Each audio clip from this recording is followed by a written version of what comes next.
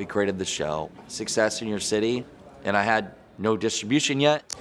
So as most of you know, I'm making a trip to Netflix, and just so you know, I had this idea in my mind that I was just gonna fly to Netflix headquarters, show up, and get my show on Netflix. I vividly remember him texting me saying that he was in an Uber on his way to the Netflix offices. And I'm like, what the hell are you serious right now? This one's a real one though. Brandon T. Adams, what's cracking? How you doing, man? Folks, if you guys don't know who Brandon T. Adams is, you better get out from underneath. The amazing Brandon T. Adams, CEO, investor, and you've won 2 Emmy Awards, and as well as that, you're a producer. We're watching the launch of one of America's new generational leaders. I still don't know what the hell you do for a living. He wanted to be the top dog, you know. It throws me off a little bit when he gets all, excited and getting the crowd going. And then I stop and think, and it's like, no, that's Brandon. He's being himself. He was like my biggest competitor in popcorn sales for the Boy Scouts. He always wanted to be the top salesman, the top person. Sometimes I felt like his challenge was just for the prize. But over time, I think it was something different. People have asked me about Brandon and my thoughts. And I said, well, Brandon will be a billionaire someday, no doubt about it. I've been friends with Brandon for 7 years now, and just the energy, the authenticity, the value that he brings to everything that he does made me know that I wanted to be a part of this event. The kid's got confidence, he's got an attitude, he's getting it done, he's fearless, and he's taking big risks, and he's trying things.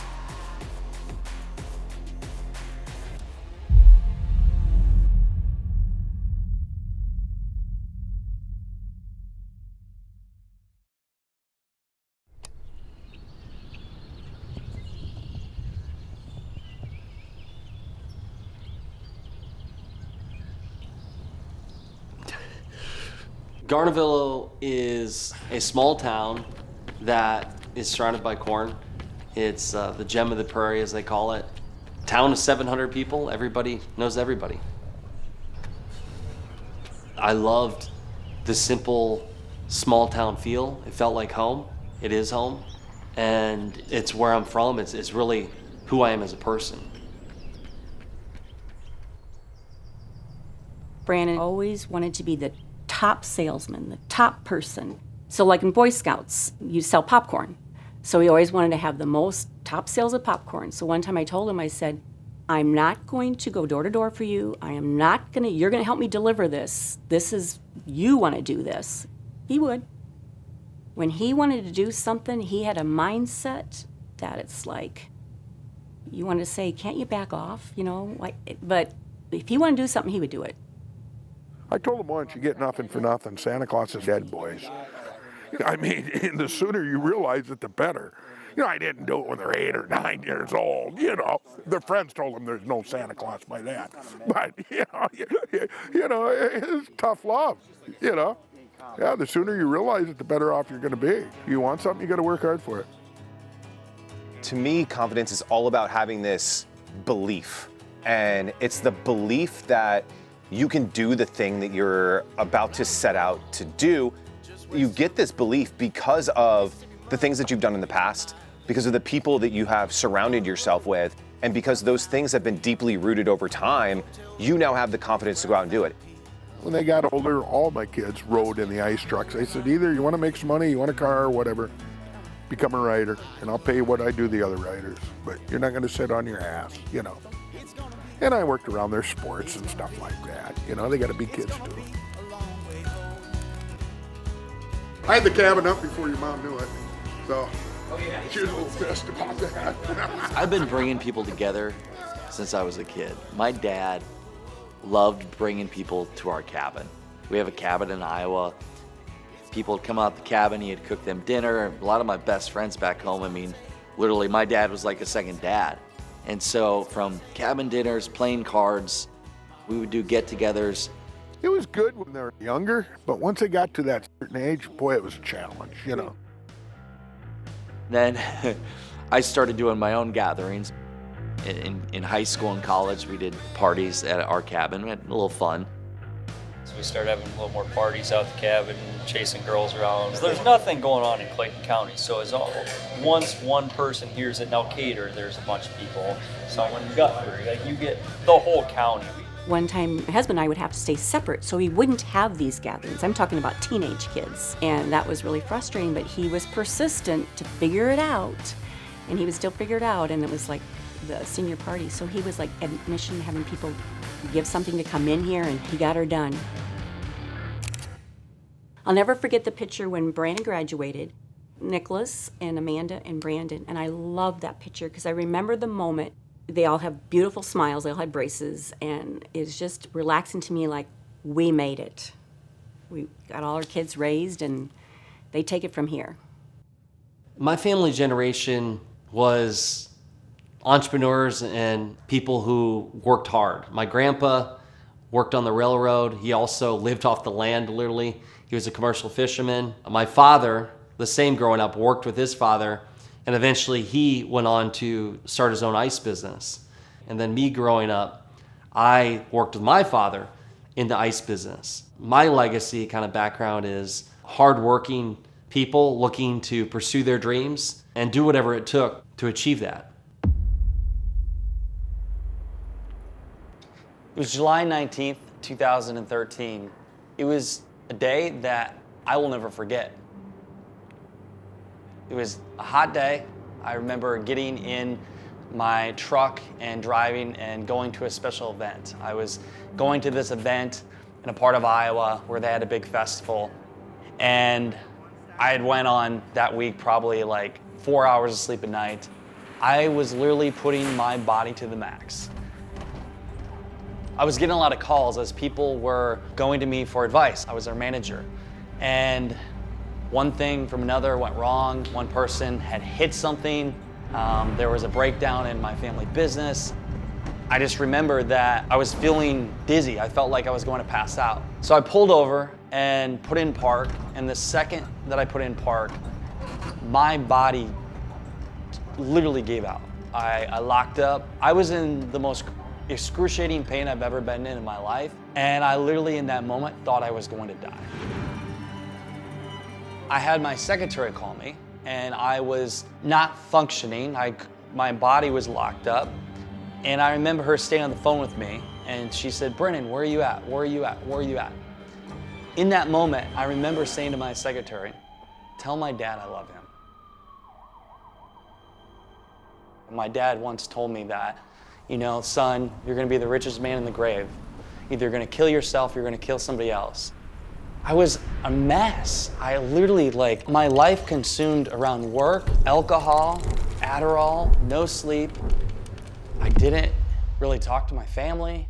I didn't really have a life. I had nothing.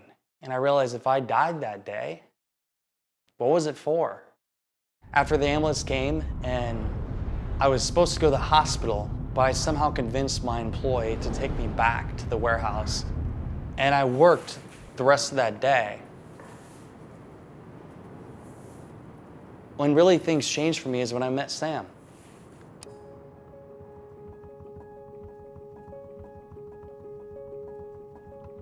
When I met Brandon, it was really hard for me to open up and accept his kindness and his love because I was very guarded. As our relationship grew, I realized that there are people out there that are gonna love me and be kind, and he definitely was the person that was meant to be there when I needed him most. She saved me from whatever it is the path I was going on. And I think we really kind of saved each other in a way. I'm thankful that I did find her.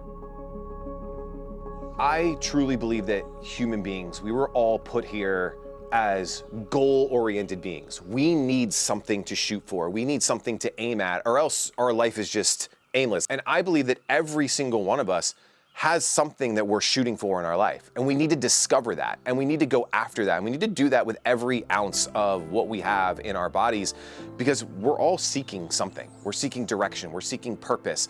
And the only thing that stops us is ourselves.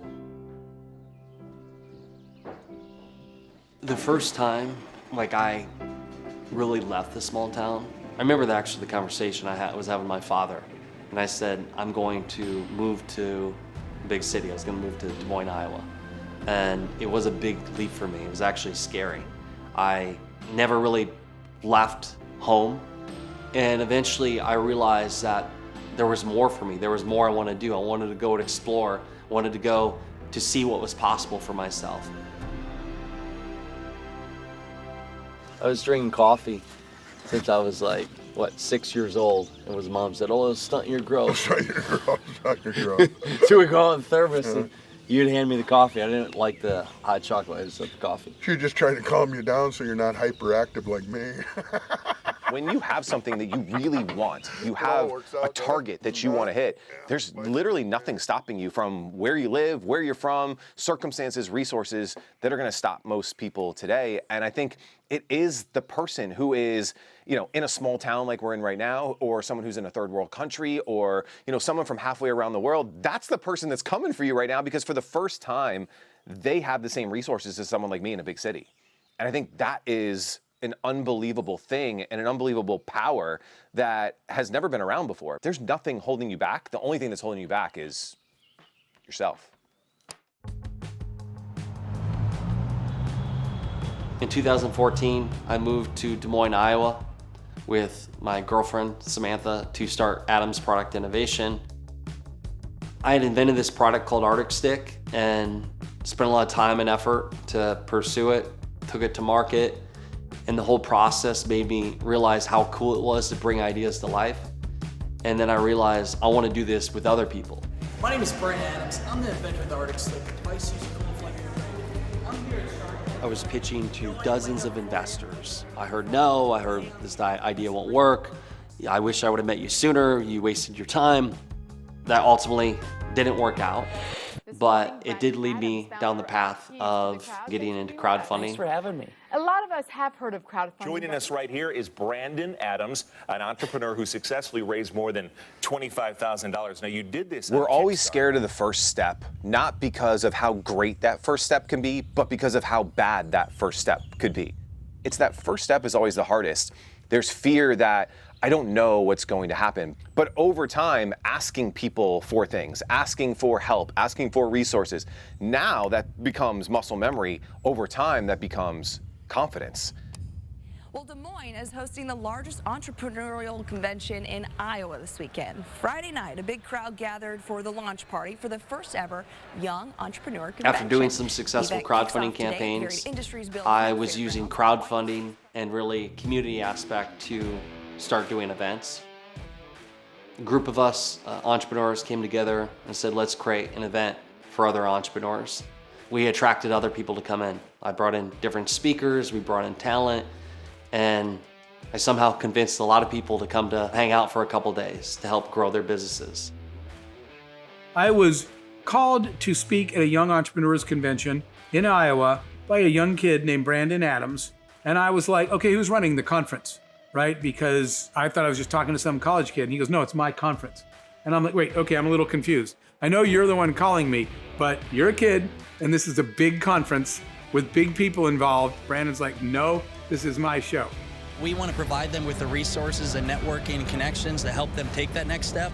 And we want to show people that entrepreneurship it can be an option. We have to create this confidence over time. It's why in athletes, confidence comes, that's why they do practice every day. In the beginning though, you don't have that confidence.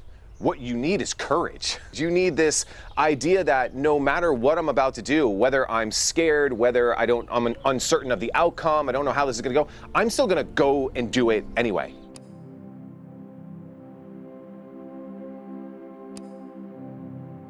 In 2018, created a show called Success in Your City. Crazy year, planning the wedding and everything, and just learning from different people and different stories from a two-time All-Star or musicians or I was so committed to getting Success in Your City out there because after seeing the stories that we featured, I knew they had to be told. I'm not gonna let them down. And so I was determined, I was committed. I was going to do whatever it took. So I had this idea in my mind that I was just gonna fly to Netflix headquarters, show up, and get my show on Netflix. Just so you know, I'm going there and I have no schedule. Getting the folders ready. Putting the papers. I vividly remember him texting me saying that he was in an Uber on his way to the Netflix offices. And I'm like, what the hell are you, like, are you serious right now? Like, nothing was gonna stop him. I flew to Netflix and showed up and said, I'm here to a meeting for so-and-so. And they said, no, you don't have one scheduled. Guard escorted me out. The guy told me, you can't just do this. You can't just show up. And as I walked back to my car, I started questioning myself. Did I just mess up my career? It almost went viral. I had thousands of people interacting, engaging, some good, some bad, but there was a lot of people that said, you don't do that, you're blacklisted, you're never gonna make it in the industry. None of that mattered because his mission of what he wanted to accomplish was greater than any like negative consequence. And what's the negative consequence? He got escorted off the property. So what? Who cares, right? And so you have to have a mission that is greater than any like negativity that could come from it. And that's where courage just takes off and you can become unstoppable. And the big question, right? How do you find out what success means? Lots of questions out there. I love your story. Indeed, you were giving me your Category backstory. 22 religion program goes to... This one goes to Sean Vea, Brandon Adams, Samantha Rawson. We were funding the show. We casting, production, everything. We were doing the whole thing. And then add to it, traveling around the country, living in a hotel room. I was negative $500,000 in the hole. I just got married, and my wife's like, what's this? I almost got divorced, and they took my land from me. They repossessed my vehicle. My father stopped talking to me because I almost had to bankrupt the business. And I don't know what I'm gonna do. Outside of doing the work and putting in the reps, the number one thing that can build your confidence is who you surround yourself with. People are the ultimate confidence builder because they will fast track your success. They will make that connection. They will just encourage you along the way. And to me, having community, fostering community, putting yourself in the right environment is the fastest way to have success outside of putting in the work. When you combine hard work and putting in the reps with community, there really is nothing that can stop you. And so I'd wake up early, knowing that my wife is depressed. I would go to the gym. I would crush my negative thoughts into the gym. I would do my work and go through the day, wake up and do it again. And so for about 8 months of that time frame, it was the hardest thing for me. I went to friends, like James Whitaker was a good friend that I went to other mentors. And I just said, hey, I'm not asking for money. I want guidance. I'm broke. I failed my wife, everybody around me. What do I do? And those little like moments of them giving me insight gave me just a little bit of inspiration. And what happened is I kept pushing forward. And then as I kept pushing through those tough days, all of a sudden a deal would come. Okay, I got some money. Opportunity would come. Got some money. With time, it created many opportunities for me. It led to a book, The Road to Success. It led to more events. It led to partnerships. It led to great relationships. And now being able to get the show out to a bigger audience. It took longer than I thought. It finally happened. And I went from like having nothing to having multi-million-dollar business and going to a different level of growth.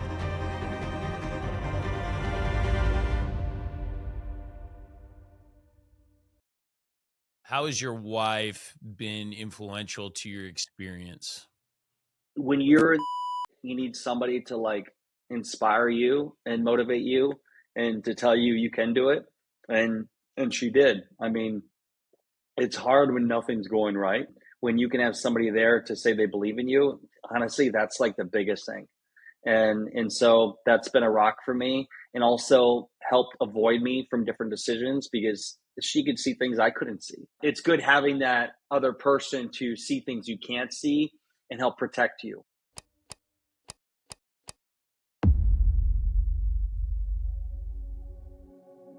Nashville is super special to Brandon and I because we were at a really low time. We were struggling with so many different things in life, and when we came to Nashville, we had so much fun. We opened up to each other, and it has become such a special place for us. Sam and I love Nashville because not only did we both like country music, but it was our first real moment as a couple.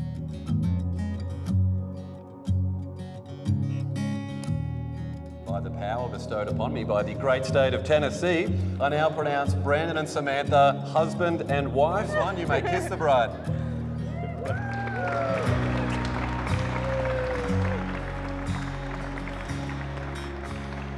Ladies and gentlemen, it is my great pleasure to introduce to you for the first time Mr. and Mrs. Adams.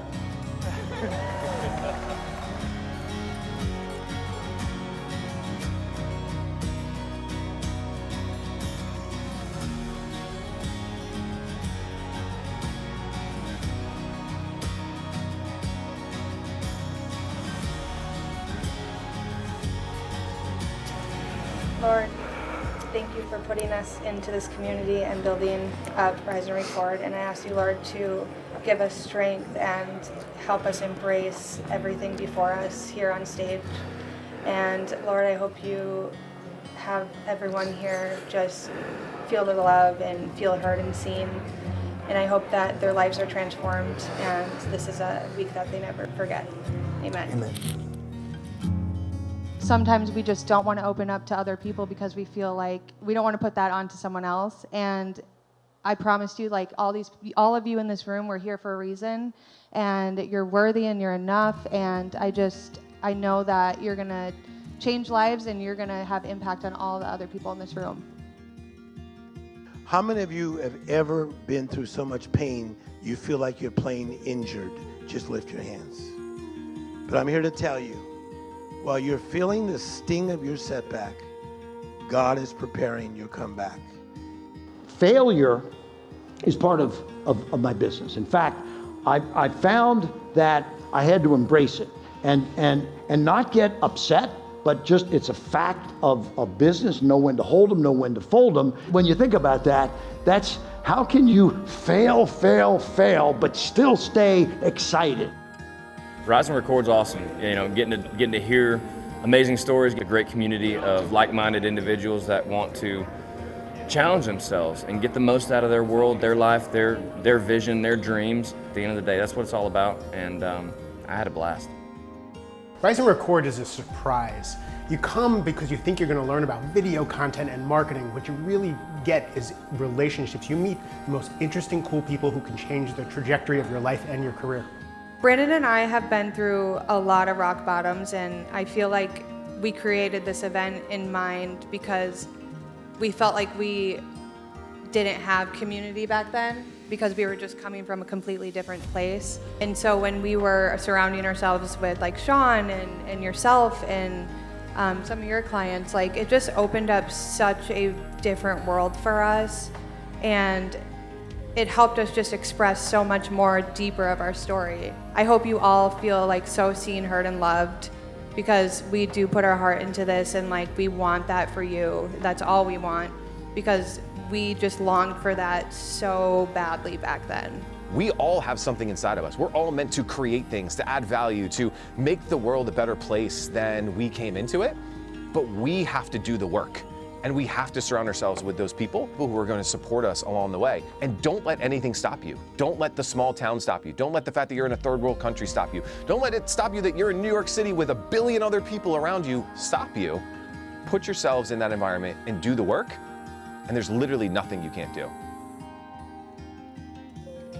If you feel alone, if you feel like you don't have a support system, there is a support system out there. There is a place for you to connect with others and get the belief and confidence instilled in you that will allow you to go pursue your dream.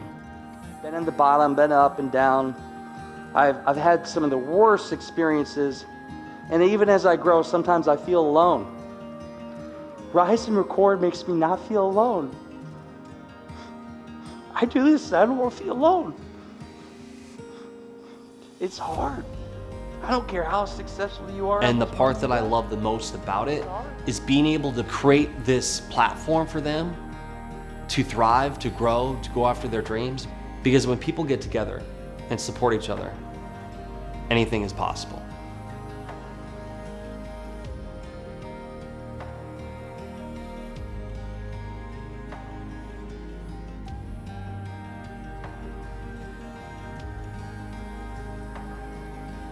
questions, all this content, and then I'll prepare like a 3-hour session that I just knock out videos, podcast shows that are recorded, and she's like, oh, I can't. No, his office is in my home, so it's like I hear it all day. I literally could like be Brandon T. Adams. You could.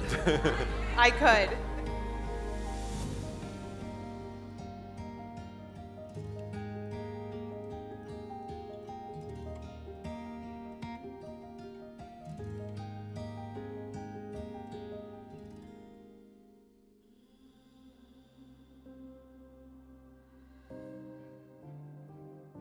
If you want to achieve greatness, you need to find your new boat crew. You need to find who's on your team and surround yourself with those people, because they're going to hold you to a higher standard than you will hold yourself to.